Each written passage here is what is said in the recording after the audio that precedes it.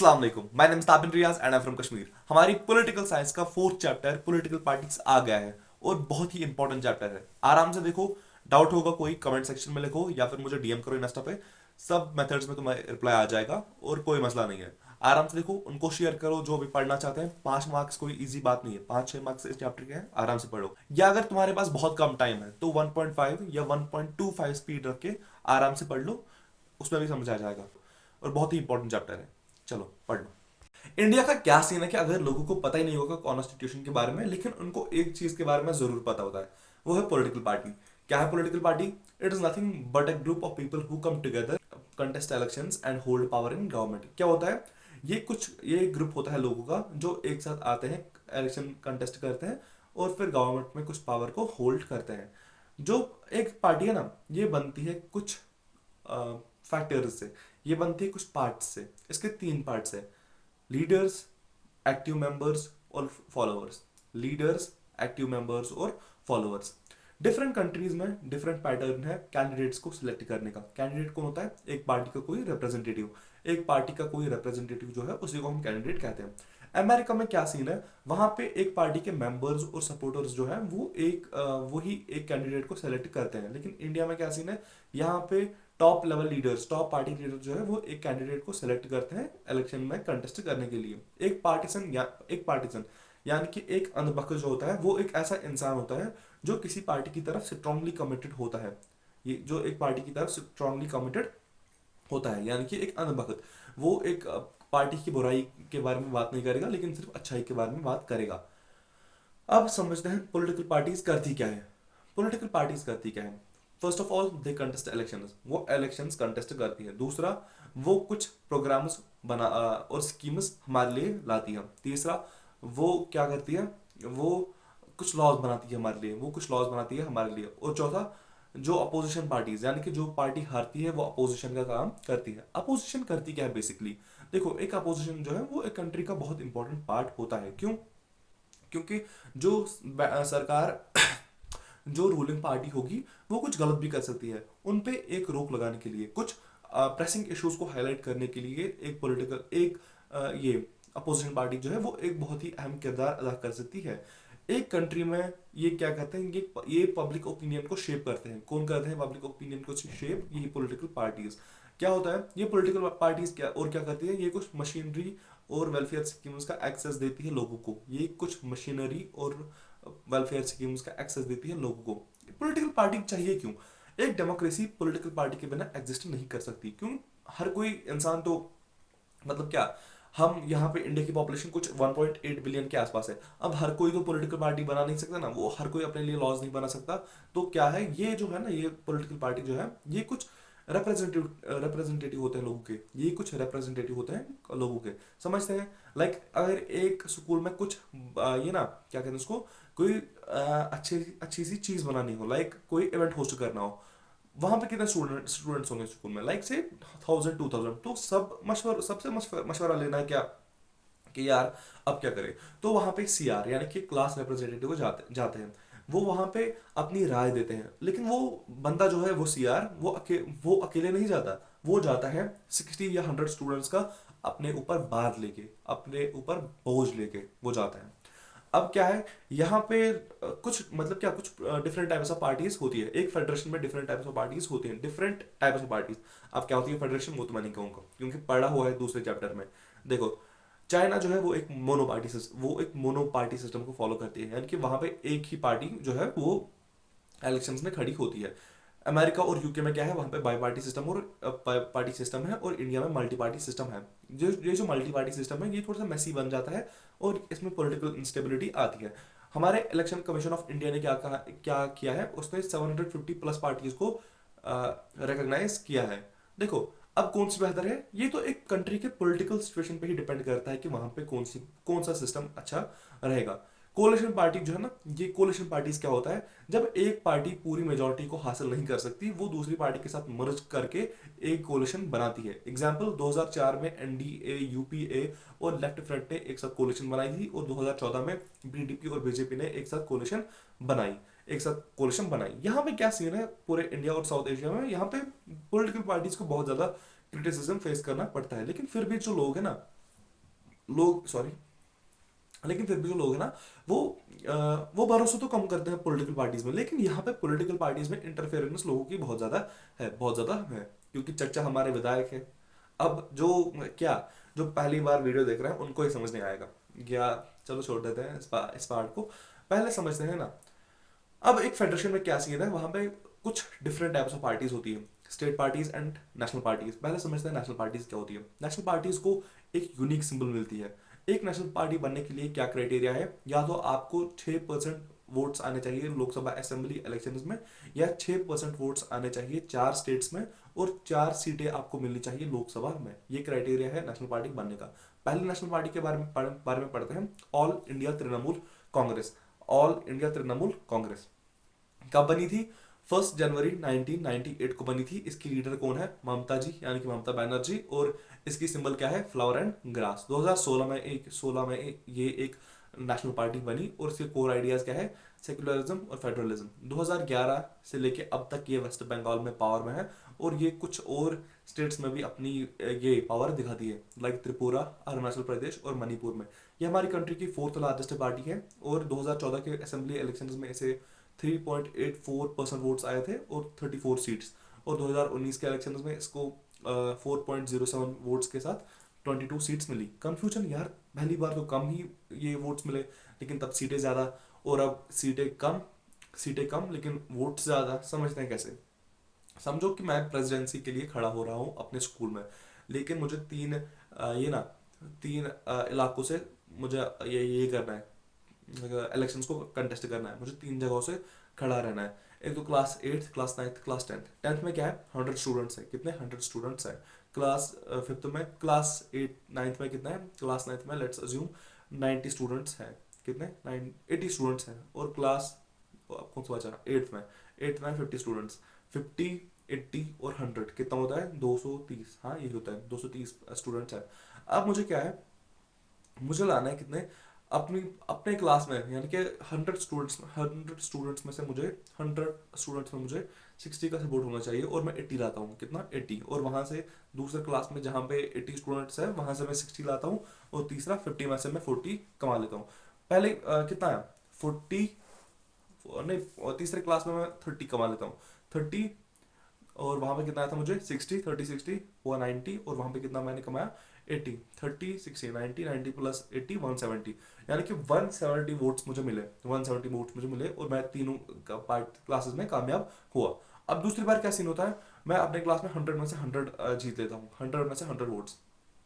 8th में क्या? वहाँ 9th में क्या? वहाँ पे भी 100 में से 100 वोट्स। और 8th में क्या? वहाँ पे 50 में से सिर्फ 20 वोट्स। वहाँ पे मैंने हाथ लिया, लेकिन मुझे इस टाइम पे वोट्स कितने मिले? 200 वोट्स मिले मुझे, लेकिन सीट्स कितनी? सिर्फ 2 ही। तो यही सीन हुआ किनके साथ भी? ऑल इंडिया तृणमूल कांग्रेस के साथ, क्योंकि किसी कॉन्स्टिट्यूंसी में पॉपुलेशन ज़्यादा होती है, किसी में कम होती है। चलो, ये फंडा था, समझ आ गया। दूसरा आते हैं हम बीएसपी पे, यानी कि बहुजन समाज पार्टी। 1984 में, 1984 में इसको बनाया था किसने? काशीराम ने I am so much exhausted. Kashiram ने इसको बनाया था 1984 में, और इसकी सिंबल क्या है? एक एलिफेंट। इसके कोर आइडियाज ये है कि उन्हें पावर मिलना चाहिए। किन्हें पावर मिलना चाहिए? बहुजन समाज को। अब बहुजन समाज का है, इसमें आते हैं ओबीसी, दलित या रिलीजियस माइनॉरिटीज, यानी कि इन बंदों को मिलनी चाहिए थोड़ी सी पावर। देखो, ये पार्टी जो है ना, ये कुछ लोगों के आइडिया से इन्फ्लुएंसड है, लाइक साहू महाराज, महात्मा फूले, पेरियार, अंबेडकर। और इसकी मेन बेस कहाँ पे है? उत्तर प्रदेश में। और ये पंजाब, उत्तराखंड, दिल्ली, मध्य प्रदेश, छत्तीसगढ़, इनमें भी थोड़ी सी प्रेजेंस शो करती है। 2014 के इलेक्शंस में से 4% वोट्स के साथ कोई लोकसभा सीट नहीं मिली थी, और 2019 के इलेक्शंस में 3.63 वोट्स के साथ 10 सीटें मिली थी। सेम सीन वही। अब है नेशनल कांग्रेस पार्टी, आईएनसी का। ये एक डेरिवेटिव है, यानी कि आईएनसी का स्प्लिट हुआ था 1999 में, यानी कि 1999 में इसका स्प्लिट हुआ था। और इस पार्टी के कुछ आइडियाज क्या है? Gandhian secularism, equity, democracy, social justice, federalism. और ये क्या चाहती है? कि जो भी बड़े ऑफिस हो, जो भी बड़े पोस्ट्स हो एक कंट्री में, वो इंडियंस के पास होने चाहिए। इसकी मेन बेस कहाँ पे है? महाराष्ट्र में, महाराष्ट्र में। और ये बाकी स्टेट्स लाइक मणिपुर, असम, मेघालय में भी थोड़ा सा पावर दिखाती है। 2004 से ये यूपीए का एक मेंबर है। कम्युनिस्ट पार्टी ऑफ इंडिया 1925 में बनी थी और ये बिलीव करती है कि इसमें मार्क्सिज्म है, सेक्युलरिज्म है, डेमोक्रेसी में और पार्लियामेंट्री डेमोक्रेसी में। ये मानती है कि गरीबों और वर्किंग क्लास का भला हो सकता है पार्लियामेंट्री डेमोक्रेसी की वजह से। और ये अपोज करती है सक्सेशन और कम्युनलिज्म को। सक्सेशन मतलब राजा का बेटा है राजा, उसका बेटा है राजा, इसी को। ये 1964 में स्प्लिट हुई थी और तब से ये थोड़ी सी कमजोर हुई थी। ये डोमिनेंट कहाँ पे है? केरला में अच्छी डोमिनेंट है और बाकी states like T N Tamil Nadu, Andhra Pradesh और वेस्ट बंगाल और पंजाब में भी ये थोड़ी प्रेजेंस शो करती है। 2014 के इलेक्शन में इसको बस एक सीट और 1% से भी कम वोट्स मिले थे। ये क्या, ये सारी लेफ्टिस्ट पार्टीज को एक साथ मिलाती है एक स्ट्रॉन्ग लेफ्ट फ्रंट बनाने के लिए। अब ये लेफ्टिस्ट पार्टी क्या होती है, तुम फोकस ही मत करो अभी, अभी छोटा क्लास है यार, अभी मैं क्या इसको एक्सप्लेन करूं, अभी इसको रहने दो, कभी और बड़ा क्लास होगा तब इसको अच्छे से समझेंगे कि लेफ्टिस्ट क्या होता है, राइटिस्ट क्या होता है और सेंट्रिस्ट क्या होता है बेसिकली। अब जो इसका डेरिवेटिव है, यानी कि 1964 में जब ये टूटी कम्युनिस्ट पार्टी ऑफ इंडिया, इसका ये क्या बोल, इसका जो बेटा बना, उस बेटे का नाम है communist party of India Marxist, communist party of India Marxist. और ये कब बनी? 1964 में। ये मार्क्सिज्म, लेनिनिज्म, सोशलिज्म, सेकुलरिज्म और डेमोक्रेसी में बिलीव करती है और ये अपोज करती है किसको? इंपीरियलिज्म को, free flow of foreign goods and capital को ये करती है अपोज, और कम्युनलिज्म को भी ये अपोज करती है। ये काफी एक्टिव है वेस्ट बंगाल, त्रिपुरा और केरला में, और ये पुअर फैक्ट्री वर्कर्स, फार्मर्स और लेबरर्स में काफी फेमस है ये पार्टी। 34 साल तक, 34 ईयर्स तक की कंटिन्यूस पावर थी बंगाल में, और 2014 के इलेक्शंस में इसको 3% वोट्स के साथ 9 सीट्स मिली थी। अब कंट्री के दो बड़े पार्टीज पे आते हैं। बीजेपी, बीजेपी ये जो है, बीजेपी एक डेरिवेटिव है, ये एक शाख है किस पार्टी की? भारतीय जनसंघ। भारतीय जनसंघ कब बना था? 1951 में बाई श्यामा प्रसाद मुखर्जी। और बीजेपी कब बनी है? 1980 में। देखो 1951 में क्या बनी थी? भारतीय जनसंघ, और उसी का ये डेरिवेटिव एक डेरिवेटिव है बीजेपी। बीजेपी कब बनी? 1980 में। ये बिलीव करती है किसमें? ये मानती है कि इंडिया को ये ना एक स्ट्रॉन्ग और मॉडर्न इंडिया बनाया जा सकता है एंशियंट कल्चर और वैल्यूज की बुनियाद पर। ये दीनदयाल उपाध्याय के आइडिया में बिलीव करती है, जो किस पे बेस्ड है? ह्यूमनिज्म और अंत्योदय पे। ये स्ट्रांगली बिलीव करती है किसमें? हिंदुत्व में। और ये क्या चाहती है? जे.एंड.के जो है वो, जम्मू एंड कश्मीर जो है वो कंप्लीटली इंटीग्रेट होनी चाहिए इंडिया के साथ। यूनिफॉर्म सिविल कोड पे ये चाहती है यूनिफॉर्म सिविल कोड, और ये चाहती है कि रिलीजियस कन्वर्जन जो है, रिलीजियस कन्वर्जन उन पे बैन होना चाहिए। 1990s के बाद ये ज्यादा पावर में आई, ज्यादा ग्रो हुई, और 1998 में ये पावर में आई as the leader of NDA. NDA एक कोलिशन थी, उसका ये लीडर बना कौन? बीजेपी। और 2014 के इलेक्शंस में 282 सीट्स और 2019 के इलेक्शंस में 303 सीट्स इसको मिली। इनका सबसे फेमस लीडर कौन है इस पार्टी का? वो है अनडाउटेडली अटल बिहारी वाजपेयी। अटल बिहारी वाजपेयी जी, एग्जैक्टली, क्योंकि उन्होंने बहुत, he was a political Marvel, इसमें कोई शक नहीं है। आप खुद उनकी ये ना पॉलिटिकल लाइफ के बारे में पढ़ो, इसमें कोई डाउट ही नहीं है। अब एक और पार्टी के बारे में जानते हैं, आईएनसी। 1885 यानी कि 1885 में बनी थी आईएनसी, 1885 में। और आज़ादी के बाद 1947 के बाद 1977 तक कब हुए थे पहले इलेक्शंस? आई गेस 1950 के 1951 में पहले इलेक्शंस हुए थे।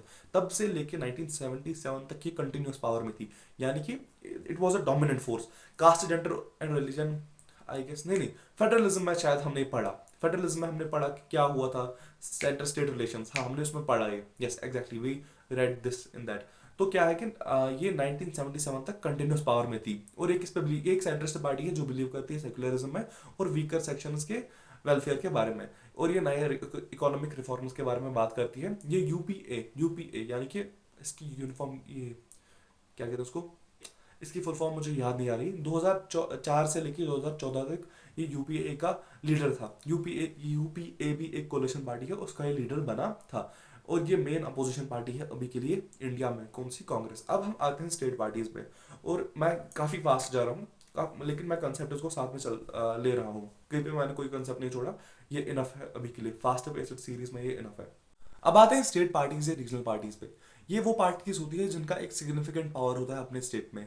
ये पार्टीज जो है ना, कुछ पार्टीज में से, मतलब कहने के लिए स्टेट पार्टीज है, लेकिन उनकी एक political, all India political recognition होती है। लाइक समाजवादी पार्टी, राष्ट्रीय जनता दल जो है, इनकी एक ये ना नेशनल लेवल, ये क्या कहते हैं इसको, पहचान है, नेशनल लेवल उनकी ये रिकग्निशन है।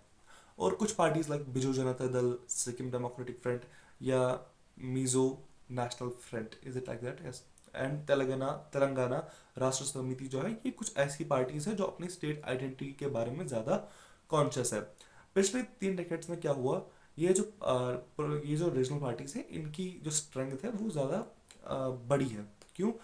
इससे क्या हुआ, इससे हमारा पार्लियामेंट जो है वो ज़्यादा डाइवर्स हुआ है। ऐसा क्यों हुआ? क्योंकि नेशनल पार्टी, कोई भी नेशनल पार्टी जो है वो अपने बलबूते पे, वो अपने दम पे मेजोरिटी नहीं बना सकी 2014 तक। 2014 में क्या हुआ, बीजेपी जो है वो एक एक्सेप्शन की तरह आई। उन्होंने क्या कहते हैं इसको, यूनिलैटरली गवर्नमेंट बनाई एक मेजोरिटी के साथ। इससे क्या हुआ, काफ़ी ज़्यादा स्टेट पार्टीज को एक रिकग्निशन मिली। और 1996 के बाद क्या हुआ, लगभग हर किसी स्टेट पार्टी को एक वो पार्ट बनी किसका, ये ना नेशनल लेवल कोalition गवर्नमेंट का वो एक पार्ट बनी। इससे हमारा फेडरलिज्म जो है वो और ज़्यादा स्ट्रांग हुआ है। और ये डेमोक्रेसी के लिए भी अच्छा है कि स्टेट पार्टीज को एक मौका मिल रहा है नेशनल ये ना नेशनल पार्टी के साथ मर्ज होने का, और और रूलिंग गवर्नमेंट को ये ना रूलिंग गवर्नमेंट में एक रिप्रेजेंटेशन रखना। इससे हमारा फेडरलिज्म और ज़्यादा स्ट्रांग हुआ है। अब पढ़ते हैं चैलेंजेस टू पॉलिटिकल पार्टीज। तो आते हैं चैलेंजेस टू पॉलिटिकल पार्टीज पे। तो हमने ये जाना कि पॉलिटिकल पार्टीज का होना एक कंट्री के लिए कितना जरूरी है, और यही पॉलिटिकल पार्टीज एक डेमोक्रेसी का फेस होता है, यानी कि यही एक डेमोक्रेसी को रिप्रेजेंट करते हैं। तो डेमोक्रेसी में जो भी फ्लॉ होता है, कोई इशू होता है, उसके जिम्मेदार यही होते हैं, और लोग इन्हीं को ब्लेम करते हैं। पूरी दुनिया में लोग अपनी डिससेटिस्फैक्शन शो करते हैं पॉलिटिकल पार्टीज के लिए, और यही सीन हमारी कंट्री में भी है। जो ये लोगों की नफरत है ना, ये 4 एरियाज पे ज्यादा फोकस्ड है। अब पार्टीज को इन 4 एरिया को समझना होगा और खुद को इम्प्रूव करना होगा। पहला एरिया यानी कि पहला पॉइंट वो ये कि लैक ऑफ इंटरनल डेमोक्रेसी, इस वजह से भी लोग इनको नफरत करते हैं। लैक ऑफ इंटरनल डेमोक्रेसी में क्या होता है कि एक पॉलिटिकल पार्टी में जो टॉप लेवल लीडर्स होते हैं, उनके पास ज्यादातर पावर्स रहती है। एग्जाम्पल कहने के लिए तो अफगानिस्तान, बांग्लादेश, वो भी आईसीसी का पार्ट है, लेकिन आईसीसी में सबसे ज्यादा इंडिया, ऑस्ट्रेलिया और इंग्लैंड की ही चलती है। सिमिलरली एक पॉलिटिकल पार्टी का ज्यादा पावर कुछ ही बंदों के पास होता है, जो एक डेमोक्रेसी के लिए बुरा होता है। और न सिर्फ डेमोक्रेसी के लिए, ये इन पार्टीज के लिए भी इन द लॉन्ग रन बुरा बन जाता है। और ये पार्टीज रेगुलर मीटिंग्स होल्ड नहीं करती, इंटरनल इलेक्शंस कंडक्ट नहीं करते, और ये अच्छी तरह से मेंबरशिप रजिस्टर्स भी नहीं रखते। जो ऑर्डिनरी मेंबर्स होते हैं एक पार्टी में, उन्हें पता ही नहीं होता कि पार्टी के अंदर क्या चल रहा है। उनके उनके पास इतना पावर नहीं होता कि वो एक पार्टी के डिसीजंस को इन्फ्लुएंस करे। एग्जाम्पल, मैं JKNC यानी कि जम्मू कश्मीर नेशनल कॉन्फ्रेंस या PDP को ज्वाइन करता हूँ। सीरियसली मत ले जाना, एग्जाम्पल है। तो अगर मैं उनकी पार्टी को ज्वाइन कर लेता हूँ, तो मेरी उतनी हैसियत या पावर नहीं है कि मैं फारूक अब्दुल्ला, उमर अब्दुल्ला या महबूबा मुफ्ती इनके डिसीजंस को चैलेंज कर सकूं। तो ऐसे सिनेरियो में एक बंदे के लिए लॉयल्टी टू लीडर ज्यादा इंपॉर्टेंट हो जाती है as compared to loyalty to ये पार्टी। समझो इस बात को। क्यों? क्योंकि अगर एक पार्टी में क्या होगा, अगर एक पार्टी में कोई बंदा ज्यादा पार्टी के सपोर्ट में ही बात करेगा, लेकिन वो जो उसका आइडिया होगा वो लीडर को अपोज करेगा, तो लीडर जो होगा, लीडर उसको बोलेगा यार तुम जाओ, मैं कोई और MLA उठा लूंगा, तुम जाओ यहाँ से। ऐसा भी हो सकता है। दूसरा चैलेंज जो पॉलिटिकल पार्टीज फेस करती है वो ये कि काफी सारी पॉलिटिकल पार्टीज में डायनास्टिक सक्सेशन चलता है। एग्जाम्पल है, पहले समझते हैं कि डायनास्टिक सक्सेशन क्या है। जो एक पॉलिटिकल पार्टी का सबसे हाई लेवल लीडर होगा, और जो एक पॉलिटिकल पार्टी का हाई लेवल लीडर होगा, उसी के जो रिलेटिव्स होंगे वो उस पार्टी के टॉप पोजीशंस पे बैठेंगे, like railway minister, like cabinet minister etcetera. मतलब कैबिनेट मिनिस्टर जो है वो वही ये ना करेंगे, क्या कहते हैं इसको, वही होल्ड करेंगे। और ये मतलब सिर्फ इंडिया में नहीं, ये पूरे दुनिया में अभी चल रहा है। क्यों? क्योंकि बहुत सारी पार्टी जो है उनका वर्किंग प्रोसीजर ट्रांसपेरेंट नहीं है, यानी कि जो वो करते हैं वो लोगों को नहीं पता होता। ये ना सिर्फ मतलब क्या एक डेमोक्रेसी के लिए बुरा है, लेकिन ये एक पॉलिटिकल पार्टी के लिए भी लॉन्ग रन में बुरा बन जाता है कि अगर उसमें सिर्फ डायनास्टिक पॉलिटिक्स चले। और ये हमें हर किसी कंट्री में दिखता है, इवन कुछ पुरानी डेमोक्रेसीज में भी। तीसरा चैलेंज जो पॉलिटिकल पार्टीज फेस करती है वो ये कि आजकल इलेक्शंस में पैसों और पावर का ज़्यादा यूज होने लगा है।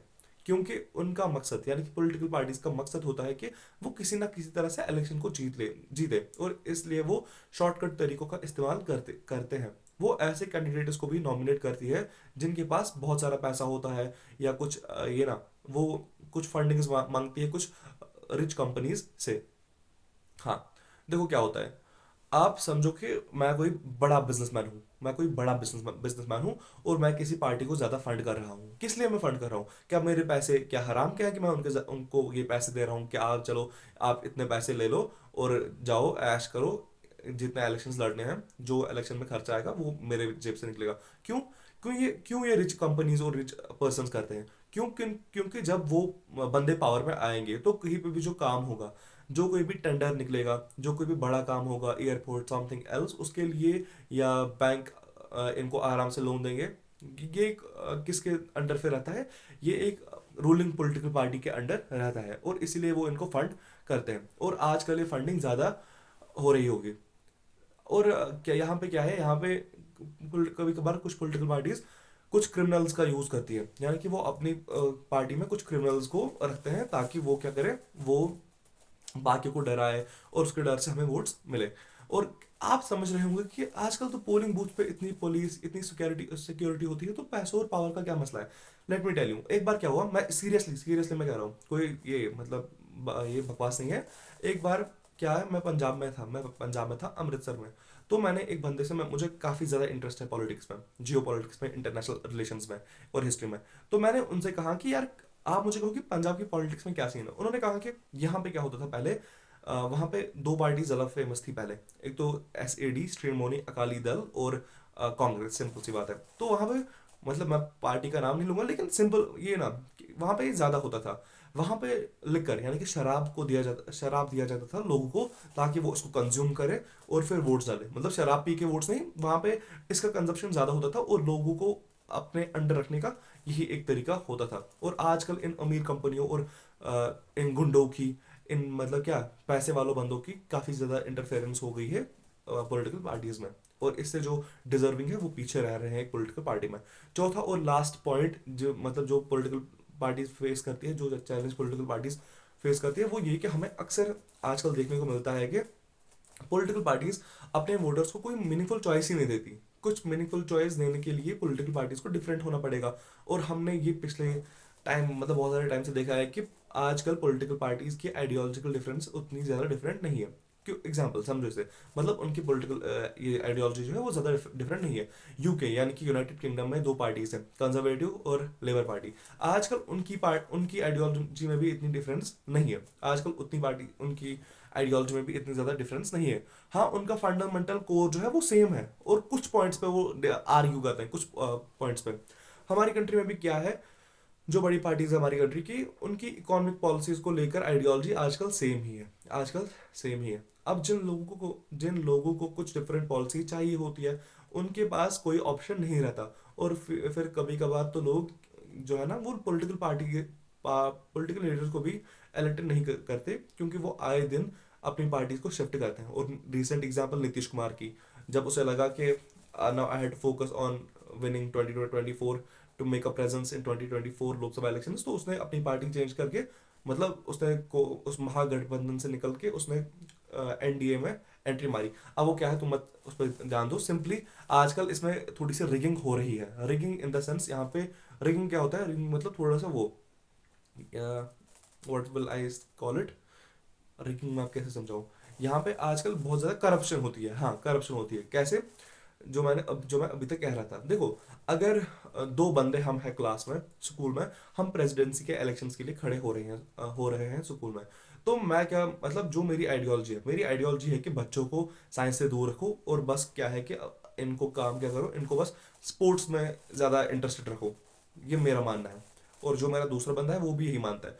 तो लोग अब जो है, बच्चे वो किसको वोट करेंगे? क्योंकि आइडियोलॉजी तो दोनों की सेम है ना। वो सेम सीन कहाँ पे है? वो आजकल बहुत सारी कंट्रीज, इवन इंडिया में भी देखने को मिलता है। यही बात है।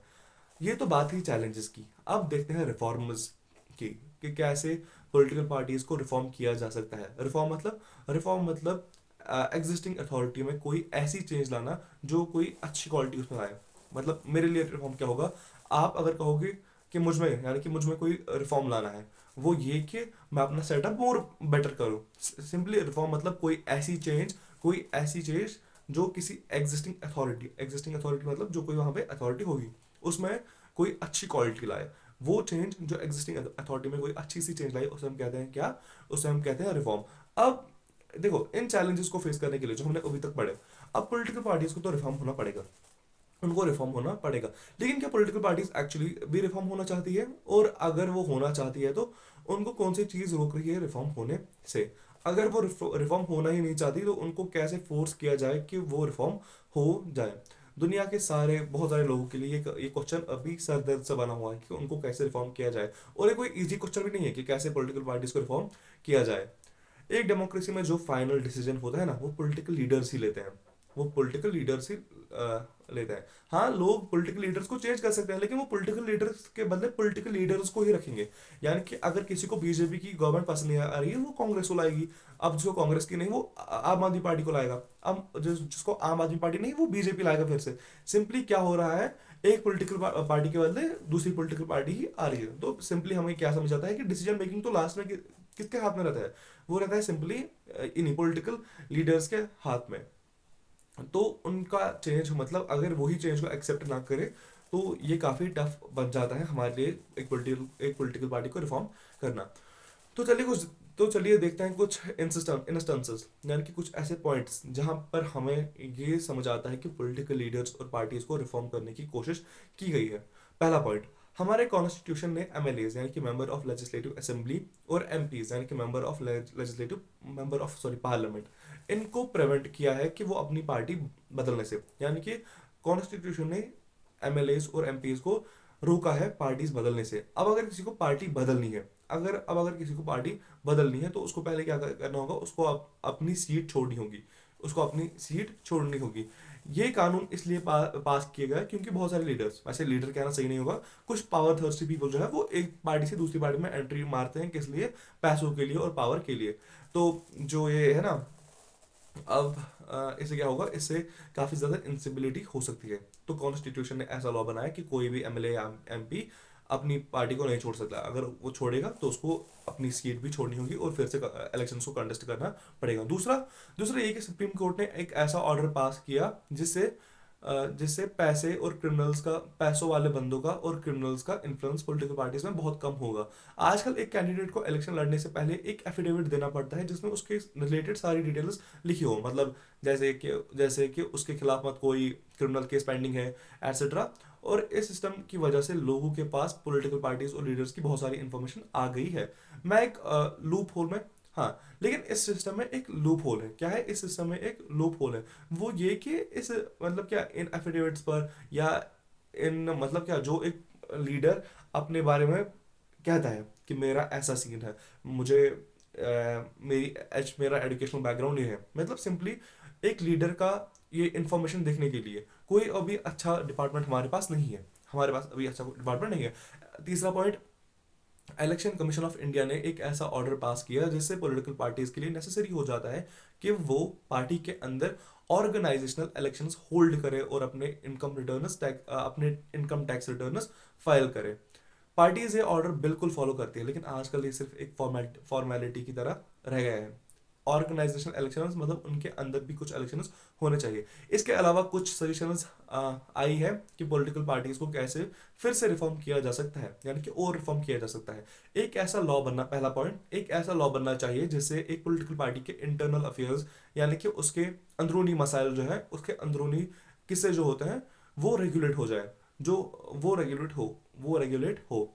और ये मैंडेटरी बनना चाहिए कि किसी पॉलिटिकल पार्टी के लिए, वो ये हर किसी पॉलिटिकल पार्टी के लिए ये ना मैंडेटरी होना चाहिए कि वो अपने मेंबर्स का एक रजिस्टर बनाए, एक मेंबर्स का अपने अपने मेंबर्स का एक रजिस्टर बनाए, और वो कॉन्स्टिट्यूशन को फॉलो करे, लॉज को फॉलो करे, और पार्टी में, हाँ, और पार्टी में रेगुलर इलेक्शंस होल्ड करे। पार्टी में रेगुलर इलेक्शंस होल्ड करे किसके लिए? जो भी एक पॉलिटिकल पार्टी में बड़े बड़े पोस्टर्स होंगे। फॉर एग्जांपल बीजेपी अभी पावर में है, फॉर एग्जांपल, अगर इसमें कोई छोटा सा लीडर, लेकिन उसकी भी तो एक, देखो देखो, मोदी, पीएम मोदी, अगर वो वाराणसी से अभी इलेक्शंस लड़ रहा है, इलेक्शंस वो लड़ रहा है, फॉर एग्जांपल पीएम मोदी, वो कितने सीट जीतेगा? एक सीट। अगर कोई कश्मीर से कोई बीजेपी लीडर है, वो कितनी सीट जीत सकता है? एक लीडर मैक्सिमम एक सीट, सिंपल सी बात है। तो क्या होगा? वैसे आई डोंट नो, दो सीट से भी, दो कॉन्स्टिट्यूंसी से भी शायद लड़ सकता है एक बंदा। वैसे वो ऑल टुगेदर डिफरेंट पार्ट है, लेकिन मैं कह रहा हूँ कि अगर एक बंदा, उसने भी एक सीट जीती है और दूसरे ने भी एक सीट जीती है, तो क्यों एक को रेलवे मिनिस्टर बनाया जा रहा है और दूसरे को थोड़ा सा कम मिनिस्टर, मतलब कम पोजीशन पे रखा जा रहा है? ऐसा क्यों? क्योंकि उसका इन्फ्लुएंस ज्यादा होता है। अब क्या होना चाहिए, अब इन पॉलिटिकल पार्टीज के बीच में, मतलब क्या, पहले तो इलेक्शंस होंगे लोगों के बीच, मतलब लोग डिसाइड करेंगे कि कौन सी पार्टी जीतेगी। लेट से इतनी पार्टी से, लेट से कोई एक्स पार्टी ने जीता, कोई एक्स पार्टी ने जीता, और फिर क्या होगा, अब उस एक्स पार्टी में अंदर से इलेक्शंस होने चाहिए, मतलब वो अंदर से इलेक्शंस करने चाहिए कि अब इस पार्टी में कैबिनेट मिनिस्टर कौन होगा, कैबिनेट मिनिस्टर्स कौन होंगे, अब इस पार्टी में रेलवे मिनिस्टर कौन होगा, होम मिनिस्टर कौन होगा। क्योंकि सिंपल सी बात है, होम मिनिस्टर्स के पावर ज्यादा होता है, डिफेंस मिनिस्टर सॉरी, एक प्राइम मिनिस्टर के पावर बहुत ज्यादा होता है। क्या आपको पता है कि अभी के लिए इंडिया के रेलवे मिनिस्टर कौन है? I guess it is Ashwini something else, या अश्विनी समथिंग, देखो मुझे भी नहीं है याद। तो अब जो बंदा बेचारा जिसने साल में कुछ नहीं पढ़ा है, तो वो क्या इस क्वेश्चन का आंसर दे सकेगा? देखो मैं जनरलाइज नहीं कर रहा, लेकिन मैं सिंपल सी बात कह रहा हूँ, ये कॉमन कंसेप्शन है। देखो अगर मुझे भी याद नहीं है कि ये हमारा railway minister Yashwini something else है, आई डोंट नो।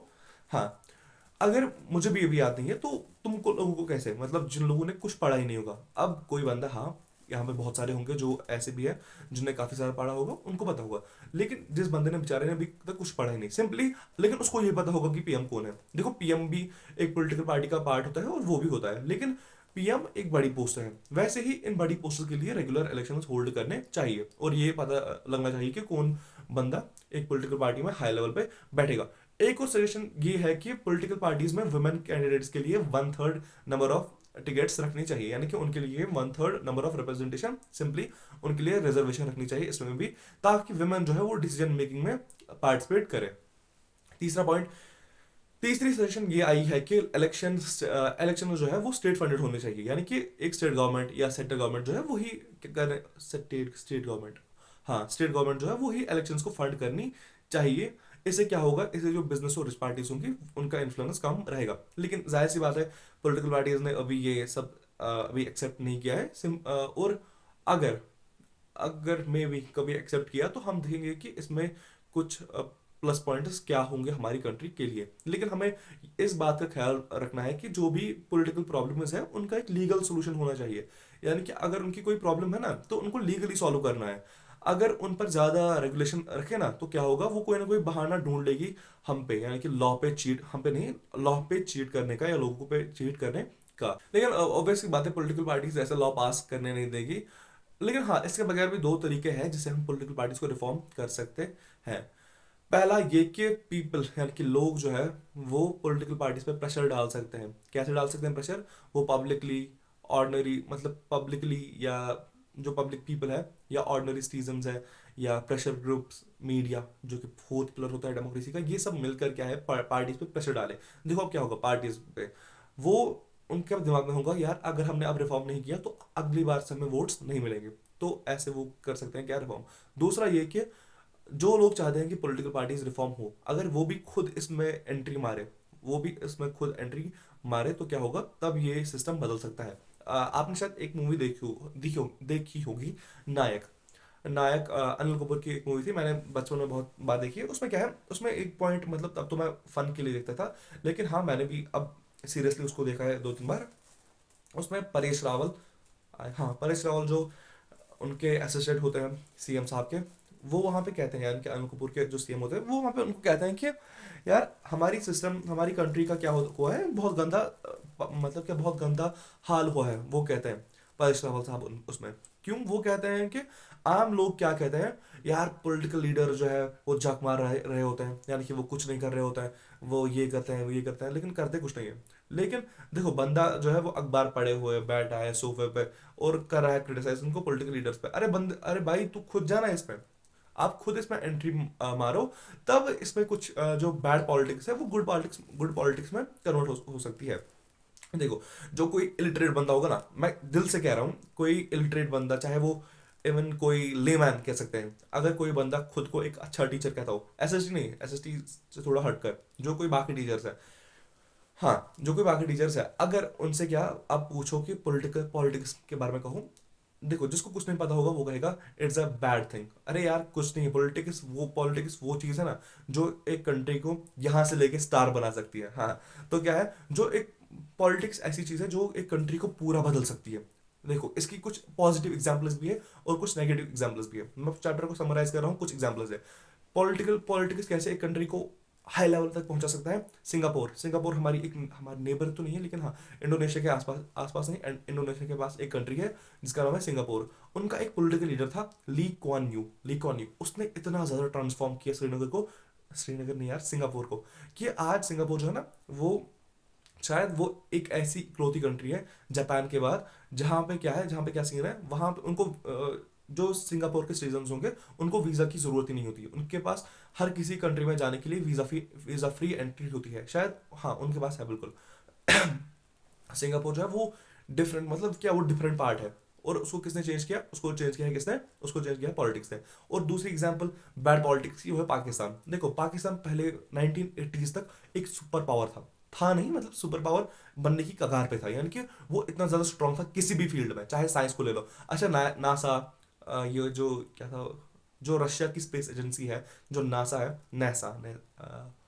नासा, चलो जो है, जो ये दो है ना, ये दो बड़े पावर्स है इसमें स्पेस इंडस्ट्री में। लेकिन पता है इनके बाद कौन बनी थी? वो थी स्पार्को। क्या स्पार्को पता है कहाँ की स्पेस एजेंसी है? पाकिस्तान की। कहाँ की? पाकिस्तान की। यानी कि इसरो से पहले कौन थी? स्पार्को। यानी कि वो पाकिस्तान जो था वो हर किसी फील्ड में एक्सेल कर रहा था, लेकिन आज पता है क्या हुआ? आज वहां की बैड कंडीशन से इतनी ज्यादा कि इमरान खान जैसे पॉलिटिकल लीडर को आज 14 साल तक जेल में ये रखने की बात नहीं हो रही, वह शायद उनको शायद रखा गया। यानी कि इतने ज्यादा गंदे हालात है वहां पे। क्यों? क्योंकि वहां की पॉलिटिक्स बहुत गंदी है आज, बहुत ज्यादा गंदी है। और इसीलिए अगर पॉलिटिकल पार्टीज में, यानी कि पॉलिटिक्स में अच्छी ट्रांसफॉर्मेशन लानी होगी, दो तरीके इसमें क्या है, जो दूसरा तरीका है वो ये है कि अगर खुद लोग इसमें एंट्री करें, जो लोग इसमें ट्रांसफॉर्मेशन चाहते हैं, अगर वो भी इसमें खुद एंट्री करे, तो पॉलिटिक जो है वो अच्छी बन सकती है। तो ये था हमारा चैप्टर। देखो इतना इजी, आई डोंट थिंक इससे इजी कुछ होगा, मुझे नहीं लगता। क्योंकि देखो मैं एक बात कहूँ, जो एक टीचर होता है, जो एक बुक लिखने वाला होता है, उसके दिमाग में ये होता है कि कैसे वो अपना काम खत्म करे। लेकिन मैं अभी खुद 10th का एग्जाम देने वाला हूँ। तो मेरा काम क्या होगा कि मैं खुद के लिए भी अच्छा पढूं, मैं खुद के लिए अच्छा पढूं। और उसके लिए एक ट्रिक है जो मैं अभी ये पढ़ा रहा हूँ ना, इसको कहते हैं फाइनमैन टेक्निक। यानी कि जो आपको खुद समझना होगा, अगर आप वो दूसरे को पढ़ाओगे तो आपका कंसेप्ट ज्यादा अच्छा रहेगा। तो सिंपल सी बात है, मैं अपने कंसेप्ट के लिए क्या करूंगा, मैं और ज्यादा अच्छा पढ़ूंगा, और वो मैं इस कैमरा पे पढ़ा रहा हूँ। तो आई डोंट थिंक इससे बेहतर क्या होगा। लेकिन हाँ, अब कुछ टीचर्स हैं ऑब्वियसली जो एक high level master class produce करते हैं। लेकिन अब वैसे पहला साल ही है मेरा इस जर्नी में, तो आगे से अगर कभी 10th का लेक्चर आया, ज़्यादा बेहतर रहेगा। लेकिन अभी के लिए इतना इनफ था। और एक बार फिर से पढ़ो अगर समझ नहीं आया। वैसे मैंने इतना स्लो कहा, और इतना स्लो एंड फास्ट मैंने लिया, यानी कि मैंने स्लो पढ़ाया लेकिन कंसेप्ट को मैंने तेज तरीके से लिया। लेकिन इतना इनफ है, कसम से इतना इनफ है। और अभी ये कंसेप्ट से रट्टेबाजी में मैं बिलीव नहीं करता। चलो इंग्लिश और उर्दू को करो लर्न, या हिंदी को, जिसमें जो आपका ओरिएंटेड सब्जेक्ट हो एडिशनल लैंग्वेज का, वो करो लर्न, आई डोंट केयर। लेकिन एसएसटी तो कंसेप्ट के साथ लो यार, वो रट्टा नहीं है ये। अभी ये प्रोसेस, इतनी ज़्यादा प्रोसेस पढ़ी है, ये रट्टा है। इतनी ज़्यादा प्रोसेस हमने पढ़ी है, ये रट्टा है। तो साइंस और एसएसटी या मैथमेटिक्स को हार्ड है सब्जेक्ट्स का, तो इन सबको कंसेप्ट के साथ लो। चलो thank you, stay positive, channel को सब्सक्राइब करो, शेयर करो वीडियो को। और यहाँ पे नंबर आ रहा होगा, इसको टेक्स्ट करो, नोट्स मिल जाएंगे। या जो मैं बोल रहा होता हूँ यही नोट करो, वो भी नोट्स की तरह आप रख सकते हो। चलो thank you and stay positive.